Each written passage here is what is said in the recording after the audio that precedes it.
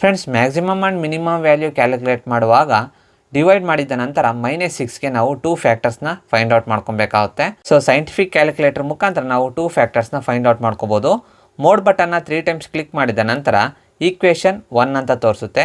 So 1ಅನ್ನು click ಮಾಡಿ. ಅನ್ನೌನ್ಸ್ ಬಂದಾಗ right side button click ಮಾಡಿ, ಡಿಗ್ರಿ ಅಂತ ತೋರಿಸುತ್ತೆ. ಸೊ ಬುಕ್ಕಲ್ಲಿ ಇರುವಂಥ ನಂಬರ್ಸ್ಗೆ ನೀವು ಡಿಗ್ರಿನ ಸೆಲೆಕ್ಟ್ ಮಾಡಬೇಕಾಗುತ್ತೆ. ಸೊ ಕೊಟ್ಟಿರುವಂಥ ಫಂಕ್ಷನಲ್ಲಿ ಎಕ್ಸ್ನ ಪವರ್ 2 ಇದ್ದರೆ 2ನ ಕ್ಲಿಕ್ ಮಾಡಿ. ನೆಕ್ಸ್ಟ್ ಡಿವೈಡ್ ಮಾಡಿದ ನಂತರ ಫಂಕ್ಷನ್ ಈ ರೀತಿ ಇರುತ್ತೆ. ಸೊ ಈ ಫಂಕ್ಷನ್ಸ್ ಯಾವ ಫಾರ್ಮೆಟಲ್ಲಿದೆ ಅಂದರೆ AX + BY + C = 0 ಈ ಫಾರ್ಮೆಟಲ್ಲಿದೆ. ಎ ಮೇಲ್ಭಾಗದಲ್ಲಿ ಎಕ್ಸ್ ಇದೆ ಅಂದರೆ ಅದರ ಎಡಗಡೆ 1 ಇರುತ್ತೆ. ಸೊ ನೀವು 1ಅನ್ನು ಕ್ಲಿಕ್ ಮಾಡಬೇಕು. ನೆಕ್ಸ್ಟ್ -B ಮೇಲ್ಭಾಗದಲ್ಲಿ -1 ಇದೆ. ನೆಕ್ಸ್ಟ್ -C ಮೇಲ್ಭಾಗದಲ್ಲಿ -6 ಇದೆ. ಈಕ್ವಲ್ಸ್ ಕ್ಲಿಕ್ ಮಾಡಿ.